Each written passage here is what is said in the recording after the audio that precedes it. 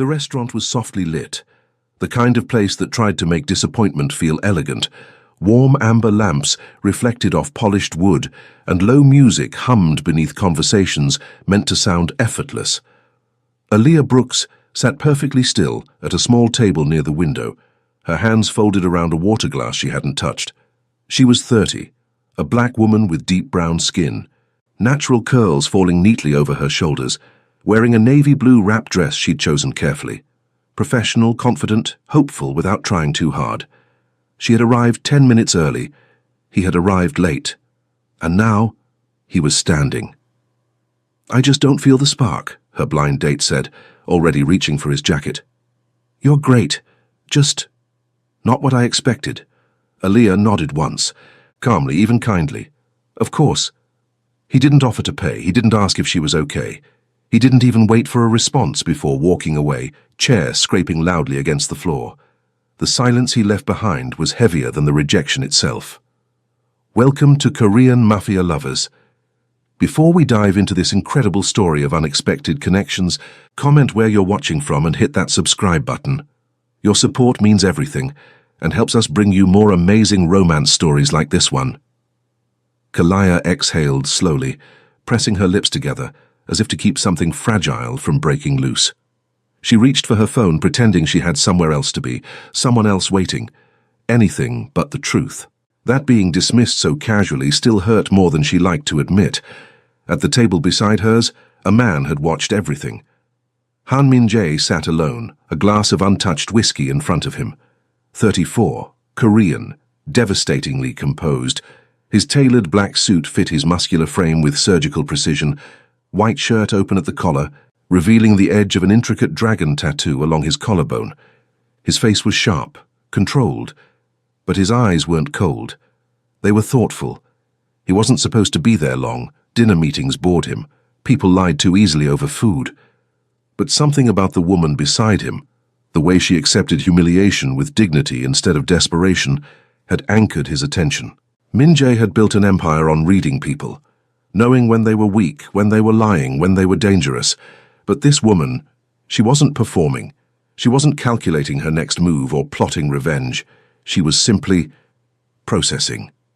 With grace he rarely witnessed in his world. The man who'd just left had been everything Min-jae despised, entitled, shallow, cruel, without purpose. He'd watched the entire interaction unfold, seen the way the man had dismissed her before she'd even finished speaking, the way he'd looked at her like she was a disappointing purchase he wanted to return. Min-jae had dealt with men like that before. In his world, disrespect had consequences. But this wasn't his world. This was a restaurant where normal people came for normal dates, where the worst thing that happened was awkward conversation and split checks, where women like Aaliyah, he'd heard her name when she'd introduced herself, came hoping for connection and left with wounded pride. He waited until the man was gone. Then he waited a moment longer, watching as she stared at her phone screen without really seeing it, her shoulders set in a way that spoke of practiced resilience. Finally, Min-jae turned slightly in his chair, not intruding, not looming. "May I ask you one question?" he said. Aaliyah looked up, startled. Her instinct was to retreat, to protect what little pride she had left. But his tone wasn't invasive. It was gentle, curious.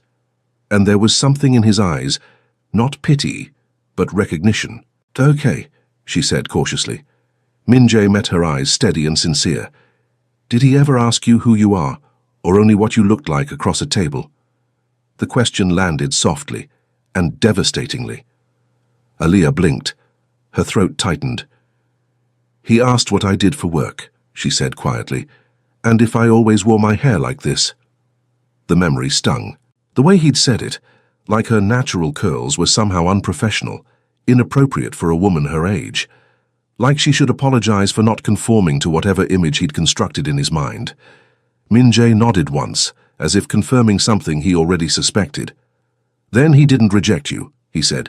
"He disqualified himself."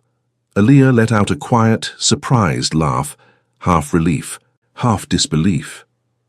"That's a generous way to see it." "No," Min-jae replied. "It's an accurate one." She studied him now, not just his face, but his posture, relaxed, controlled, not performing. There was something magnetic about his stillness, the way he seemed completely present in the moment. His accent was subtle, cultured.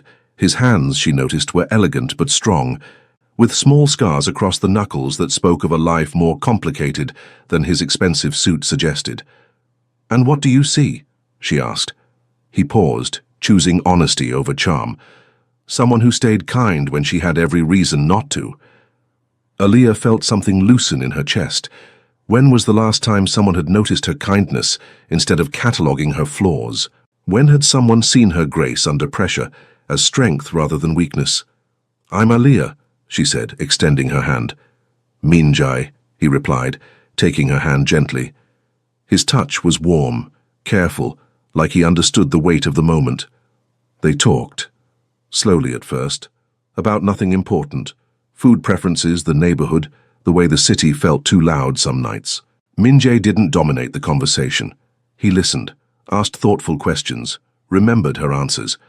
"You work in marketing?" he asked, genuinely interested. "Brand strategy for a non-profit," Aaliyah explained.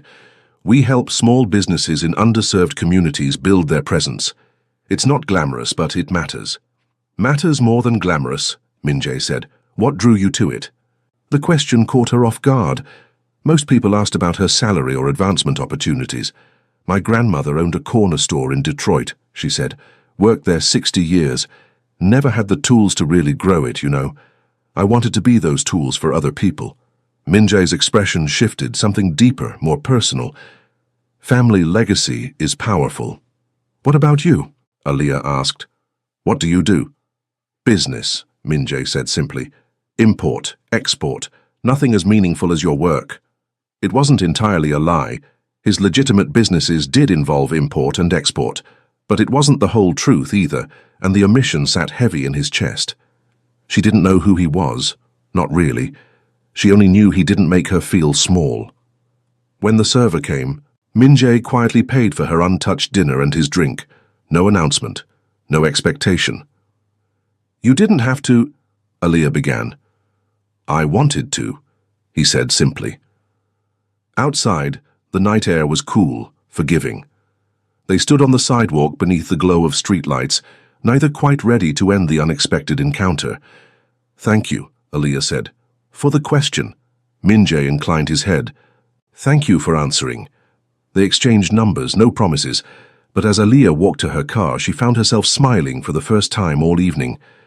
Minjay watched her go, something unfamiliar stirring in his chest. In his world, connections were transactions. Trust was currency. But this woman, she had offered him something rarer than either. She had offered him honesty. And for the first time in years, Minjay wanted to be worthy of it. 3 days later, Minjay texted, "Coffee? I know a place that doesn't serve disappointment." Aaliyah stared at her phone, surprised by how quickly she smiled. "Is that a guarantee?" Money-back promise. They met at a small cafe in Koreatown, tucked between a bookstore and a flower shop. Minjay arrived first, choosing a corner table with clear sightlines to all exits, a habit so ingrained he didn't realize he was doing it. Aaliyah walked in wearing jeans and a cream sweater, her hair pulled back in a low ponytail. She looked relaxed, genuine, beautiful in a way that had nothing to do with performance. "No disappointment so far," she said, sliding into the seat across from him. "The day is young," Minjay replied, but he was smiling. They ordered, her a lavender latte, him black coffee. The conversation flowed easier this time, built on the foundation they'd established 3 nights ago. "Tell me something you've never told anyone on a second date," Aaliyah said, stirring her latte. Minjay considered this. In his world, secrets were weapons. But sitting across from her, he found himself wanting to offer something real. "I collect vintage vinyl records, yeah," he said. "Jazz mostly. Miles Davis, John Coltrane. I have a room in my apartment that's just music." "That's beautiful," Aaliyah said, and she meant it. "What got you into jazz?" "My grandfather," Minjay said, his voice softening. "He was a musician before life got complicated. He used to say music was the only honest language." Was he right? "I'm starting to think so." Aaliyah leaned forward slightly. "Your turn. Ask me something." "What's the bravest thing you've ever done?" The questions surprised her. Most people asked about hobbies or travel. "I testified against my college roommate's abusive boyfriend," she said quietly. "In court." She was too scared, but someone had to speak for her. Min-jae's respect for her deepened visibly. That took courage. "It took anger," Aaliyah corrected. "Courage came later, when I had to live with the consequences. He had friends. They made things difficult for a while." Something cold flickered in Min-jae's eyes, protective, dangerous, but his voice remained gentle. "You stood up anyway. Someone had to." They talked for 2 hours, about books, about family, about the way the city changed depending on where you stood. Min-jae found himself sharing stories he'd never told anyone, not the sanitized versions he used for business, but real memories. His grandfather teaching him to play piano, the weight of expectations he'd carried since childhood, the loneliness that came with power. Aaliyah listened without judgment, asked questions that showed she was truly hearing him. She told him about her work, about the small business owners she helped, about the satisfaction of watching someone's dream take shape. She spoke about her family, parents who'd worked 2 jobs each to send her to college, a sister who taught elementary school in Portland, nieces who called her every Sunday. When they left the cafe, Min-jae walked her to her car. The afternoon had stretched into evening without either of them noticing. "I'd like to see you again," he said. "I'd like that too," Aaliyah replied. This time, when they parted, there was anticipation instead of uncertainty. Over the next 2 weeks, they fell into a rhythm. Dinner at a small Ethiopian restaurant, where Aaliyah taught him to eat with injera bread, laughing when he struggled with the technique. A jazz club, where Min-jae introduced her to live Coltrane, watching her face light up as the music washed over her. Long walks through different neighborhoods, conversations that stretched into comfortable silences. Min-jae was careful. He kept his phone on silent during their dates, handled business before and after, never let his 2 worlds collide. Aaliyah was becoming something precious, something separate from the empire he'd inherited. But secrets have weight, and weight, eventually, demands acknowledgement. It was during their 4th date that Aaliyah first noticed the inconsistencies. They were walking through Central Park when Min-jae's phone buzzed. He glanced at it, and his entire demeanor shifted. Subtle, but she caught it. The way his shoulders tensed, the way his eyes scanned their surroundings with sudden alertness. "Everything okay?" she asked. "Work call," he said, declining it. "Nothing that can't wait." But she'd seen the caller ID, Sophia, and the text preview. "Situation developing. Need you—" "Sophia?" Aaliyah asked casually. "Colleague?" "Something like that," Min-jae replied, and she heard the evasion in his voice. Later that night, alone in her apartment, Aaliyah found herself thinking about the small things, the way people deferred to Min-jae wherever they went. Not just polite respect, but something deeper, more careful. The expensive clothes that fit too perfectly, the watch that probably cost more than her car. The way he always seemed to know exactly where the exits were, how he positioned himself to see the entire room. She'd dated successful men before. This felt different.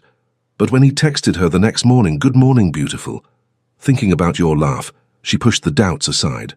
Whatever Min-jae was hiding, it couldn't be worse than the loneliness she'd felt before meeting him. She was wrong.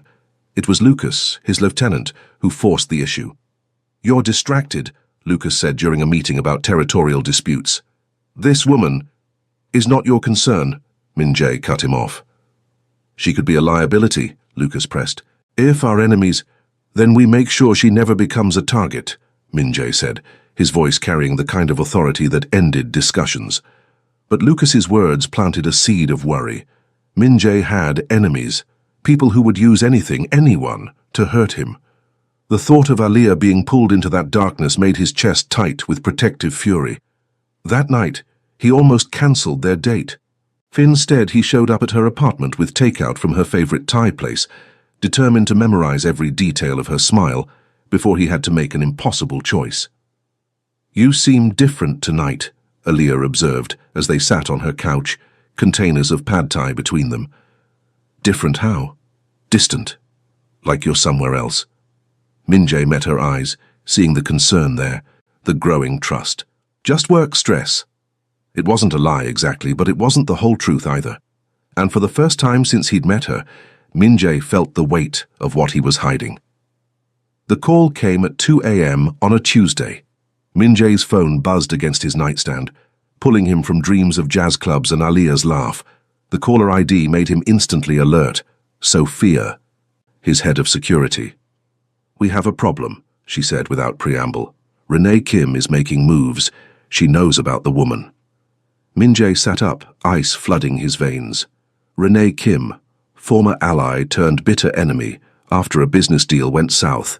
She was ruthless, calculating, and had a particular talent for finding pressure points. What kind of moves? Photos. Someone's been watching her apartment, her work. Renee's building a file. The protective fury that rose in Min-jae's chest was immediate and consuming.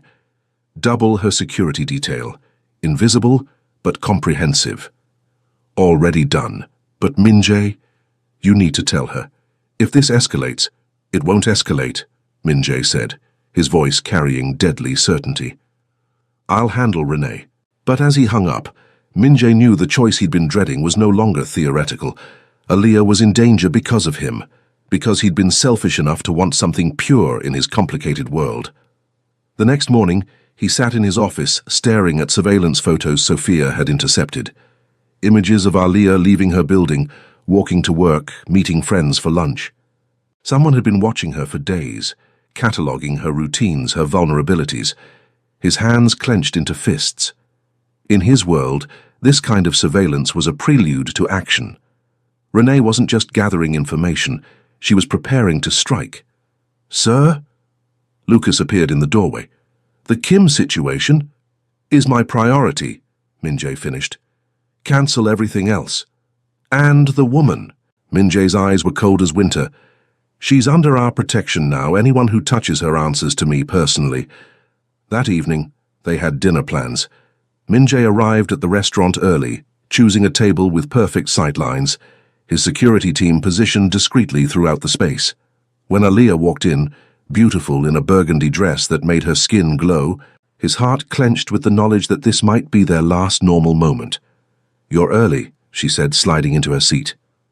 "Wanted to make sure we got a good table," Min-jae replied, but his eyes were scanning the room, cataloguing faces, exits, potential threats. Alia noticed. She always noticed. "Okay, what's going on?" she asked directly. "You've been different for days, distracted. And don't say work stress. I know what work stress looks like, and this isn't it." Min-jae met her eyes, seeing the intelligence there, the growing suspicion. Alia wasn't naive. She was observant, intuitive. She'd been picking up on the inconsistencies in his story, the way conversations stopped when he answered his phone, the deference people showed him that went beyond normal respect. "There are things about my life," Min-jae began carefully, "that are complicated." Complicated how? Before he could answer, his phone buzzed. A text from Sophia. "Renee's here. East entrance. 3 men with her." Min-jae's blood turned to ice. His eyes found Sophia across the room, saw her subtle nod toward the entrance. Renee Kim stood there, elegant, dangerous, scanning the room with predatory focus. Their eyes met across the restaurant. Renee smiled, cold and triumphant, then began walking toward their table. "Min-jae?" Alia's voice was sharp with concern. "What's wrong?" "We need to leave," Min-jae said, standing abruptly. "Right now." But it was too late. Renee had reached their table, her smile sharp as a blade. "Min-jae," she said pleasantly, "how lovely to see you. And you must be Alia."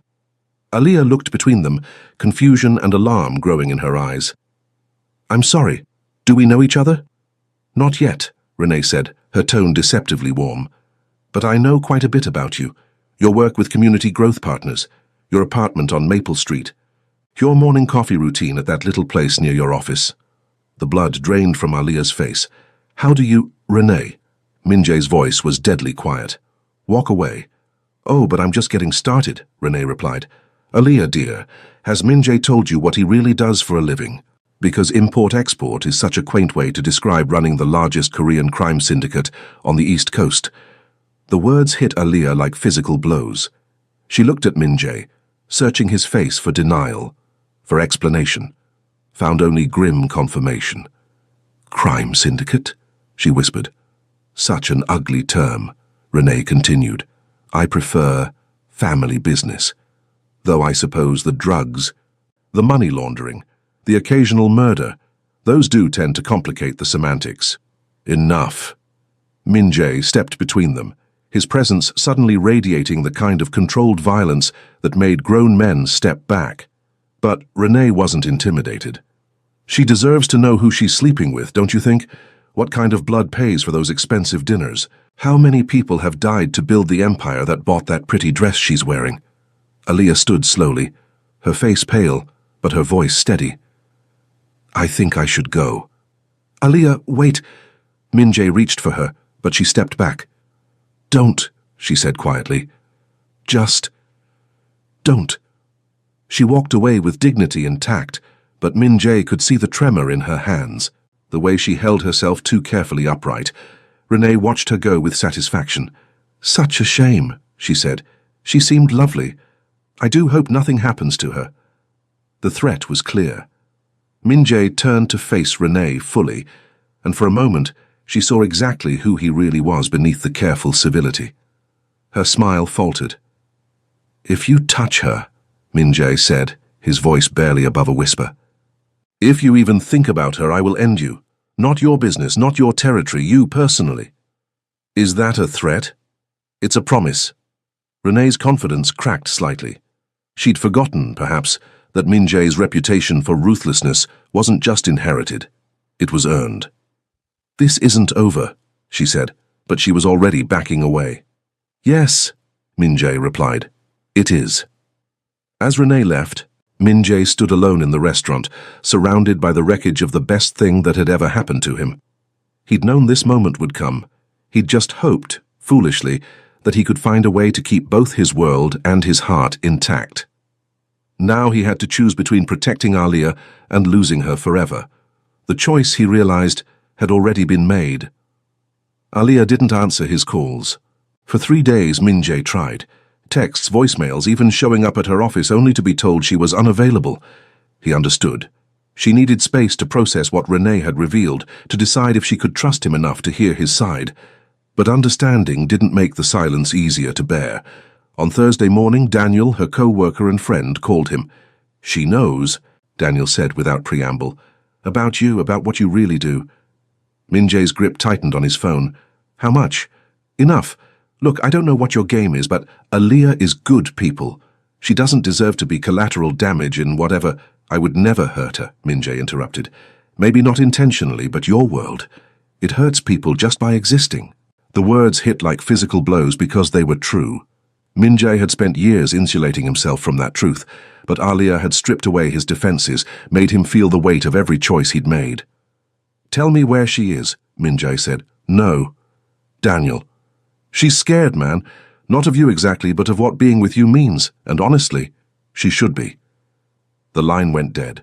That evening, Min Jae sat in his apartment, surrounded by his grandfather's vinyl collection. He put on Miles Davis, kind of blue, and let the music fill the silence Aaliyah had left behind. His grandfather had built the organization as protection. Korean immigrants in the 1960s couldn't rely on police, couldn't trust the system to defend them, so they defended themselves. Over the decades, protection had become power, power had become corruption, and corruption had become the very thing they'd originally fought against. Min Jae had inherited that legacy at 25, when his father died suddenly. He could have walked away, let the organization crumble, but that would have meant war, other groups moving in, violence in the streets, innocent people caught in the crossfire. So he'd stayed, and slowly, carefully, he'd been changing things, moving money into legitimate businesses, cutting ties with the worst elements, building something that could exist in the light instead of the shadows. But change took time, and time, apparently, was something he no longer had. His phone rang. Lucas. Renee's escalating, his lieutenant reported. She's reached out to the Kozlov brothers, trying to form an alliance. They're interested. The Kozlovs were brutal, unpredictable. If they joined forces with Renee, it wouldn't just be business, it would be war. What do they want? Min Jae asked. Territory, respect, and they want you to know that your personal attachments make you vulnerable. Min-jae closed his eyes. Set up a meeting. With Renee. With everyone. It's time to end this. But first he had one more call to make. Mark answered on the second ring. If this is about Aaliyah, it's about keeping her safe, Min-jae said. There's going to be a confrontation. People who want to hurt me might try to use her. I need to know she's protected. Protected how? I'm sending Sophia. She'll coordinate with building security. Make sure Aaliyah gets to and from work safely. Invisible protection, but comprehensive. Mark was quiet for a long moment. You really care about her? More than I've ever cared about anything. Then why don't you just walk away, leave this life behind? Because walking away doesn't make the enemies disappear. It just makes me powerless to protect the people I love. The word hung in the air between them. Love. Min-jae hadn't said it to Aaliyah, had barely admitted it to himself, but it was true, undeniable, and terrifying. She's at her sister's place, Mark said finally. In Portland. She flew out this morning. Relief and panic warred in Min-jae's chest. She was safe, but she was running. From him. From them. Thank you, he said. Don't thank me yet. Fix this mess. Prove you're worth the risk. The meeting was set for midnight at the docks. Neutral territory. Minimal witnesses. Min-jae arrived with Sophia and 2 other trusted lieutenants. Renee came with the Kozlov brothers and enough firepower to level a city block. Min-jae, Renee said, her voice carrying across the empty warehouse. So good of you to come. Let's skip the pleasantries, Min-jae replied. What do you want? Your territory, your contacts, your complete withdrawal from the East Coast operations. And, in return, your girlfriend stays breathing. The threat was explicit now, out in the open. Min-jae felt the familiar cold fury settle over him, but this time it was different. This time, it was personal. Aaliyah Brooks is off limits, he said. Non-negotiable. Victor Kozlov, the elder brother, laughed, a sound like grinding metal. You think you can make demands? You're outnumbered, outgunned. Am I? Min-jae's phone buzzed once. Then the warehouse lights went out. In the darkness, chaos erupted. Shouts, running footsteps, the distinctive sound of weapons being drawn. But Min-jae had planned for this. His people knew the layout, had night vision, had been preparing for this moment for days. When the emergency lighting kicked in 30 seconds later, the balance of power had shifted dramatically. Sophia and her team had positioned themselves strategically, and suddenly the Kozlovs found themselves surrounded. Here's my counteroffer, Min-jae said calmly. You leave. Tonight. You don't come back, you don't contact me, my people, or anyone connected to me ever again. And if we refuse, Renee demanded, then you don't leave at all. The threat wasn't empty, and everyone in the room knew it. Min-jae had a reputation for following through on his promises, both good and bad. Victor looked around, calculating odds, exits, alternatives. Finally, he nodded to his brother. This isn't over, he said. Yes, Min-jae replied. It is. As they filed out, Renee paused beside him. You think this makes you free? You think you can just walk away from what you are? I think, Min-jae said quietly, that what I am is changing. Alone in the warehouse, Min-jae pulled out his phone and booked a flight to Portland. It was time to tell Aaliyah the truth, all of it. Portland was raining when Min-jae's plane landed. He'd never been to the city before, but he found Aaliyah's sister's address easily enough. Mark had provided it reluctantly, with strict instructions not to make him regret the decision. The house was small, cozy, tucked into a neighborhood of tree-lined streets and front-yard gardens. Min-jae sat in his rental car for 10 minutes, watching rain streak down the windshield, trying to find the words for a conversation that would either save or destroy the best thing in his life. Finally, he got out and walked to the front door. Aaliyah answered on the second knock. She was wearing jeans and an oversized sweater, her hair pulled back in a messy bun. She looked tired, like she hadn't been sleeping well. When she saw him, her expression cycled through surprise, wariness, and something that might have been relief. How did you... she began. Mark, Min-jae said simply. May I come in? Aaliyah hesitated, then stepped aside. My sister's at work. We have the house to ourselves. The living room was warm, lived in. Family photos covered the mantelpiece, and children's toys were scattered across the coffee table. It was so different from Min Jae's sterile apartment that he felt like an intruder just standing there. "You came a long way," Aliyah said, not sitting down. "I had to.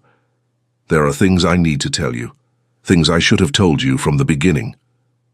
"About your import-export business?" There was no anger in her voice, just exhaustion. "About who I am, who I was, and who I'm trying to become." Aliyah finally sat, curling into the corner of the couch. "I'm listening." Min Jae remained standing, needing the distance to get through this. "My grandfather built an organization," he began. "Started as protection for Korean immigrants who couldn't get help from the police. It grew, evolved. By the time my father inherited it, it was something else entirely. Something illegal. Yes, and you inherited it from him. When I was 25, I didn't want it, but walking away would have meant war. People would have died." Aliyah was quiet, processing. "So you stayed." "I stayed. But I've been changing things, slowly. Moving money into legitimate businesses, cutting ties with the worst elements. It's taken years, but we're almost clean. Almost. The woman at the restaurant, Renee, she was part of the old guard. She didn't like the changes I was making. She threatened you to get to me." Aliyah's hands tightened in her lap. "What kind of threat?" "The kind I made sure she'll never be able to carry out," Min Jae said, his voice carrying an edge that made Aliyah shiver. "What does that mean?" "It means she's gone. They're all gone. The people who would have hurt you to hurt me, they're no longer a factor."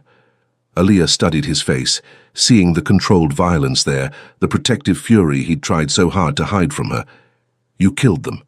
"I removed the threat," Min Jae said carefully, "by whatever means necessary."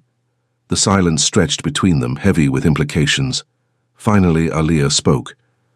"I researched you," she said quietly. "After that night at the restaurant. I know what people say about you, what you're capable of. And I also know what you've been doing the past 3 years, the community centers you've funded, the scholarships, the legitimate businesses you've built that employ hundreds of people." Min Jae blinked, surprised. "You know about that?" "I know about a lot of things, including the fact that you've been systematically dismantling your grandfather's empire and replacing it with something that actually helps people. Aliyah, I also know," she continued, "that you could have lied to me, could have hidden all of this forever. But you didn't. You're here telling me the truth, even though it might cost you everything." Min Jae felt something crack open in his chest. "You're not running." "I already tried that," Aliyah said with a small smile. "Turns out you can't run from your own heart." "Even knowing what I am, what I've done?" Aliyah stood, crossing to him slowly.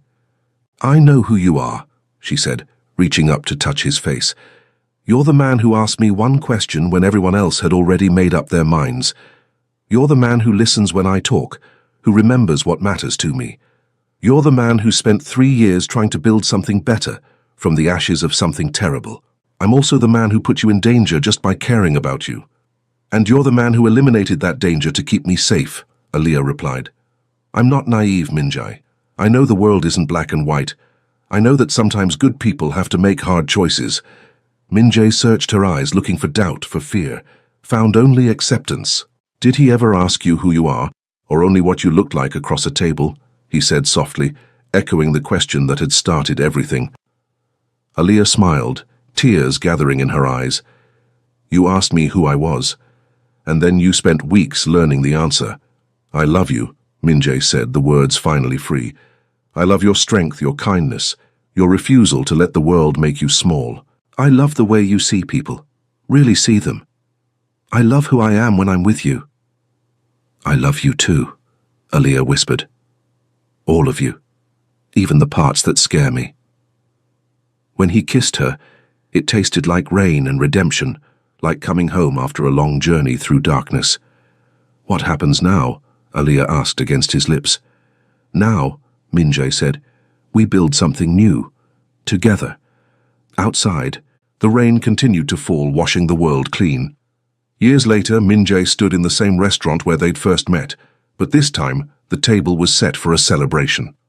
The legitimate business empire he'd built was thriving. employing hundreds and supporting dozens of community programs. The old life was truly behind him now, buried so completely that most people had forgotten it ever existed. Aaliyah emerged from the restroom, radiant in the same navy dress she'd worn that first night, though now it stretched gently over the curve of her growing belly. 6 months along, and Min-jae still caught his breath every time he looked at her. "Ready?" she asked, taking his hand. "For anything," he replied, meaning it. Their friends were waiting, Daniel and Mark, Sophia and Lucas, even Aaliyah's sister who'd flown in from Portland, a celebration of the community center they just opened together, funded by Min-jae's businesses and designed by Aaliyah's vision. As they walked to their table, Min-jae remembered that night when he'd watched a woman handle rejection with grace and decided to ask one simple question. The best decisions, he'd learned, often began with the smallest acts of courage, and sometimes, if you were very lucky, they led to everything. Thank you for staying until the end. Korean Mafia Lovers has many more passionate and unexpected romance stories waiting for you. Subscribe to the channel and help us create more incredible love stories like this one.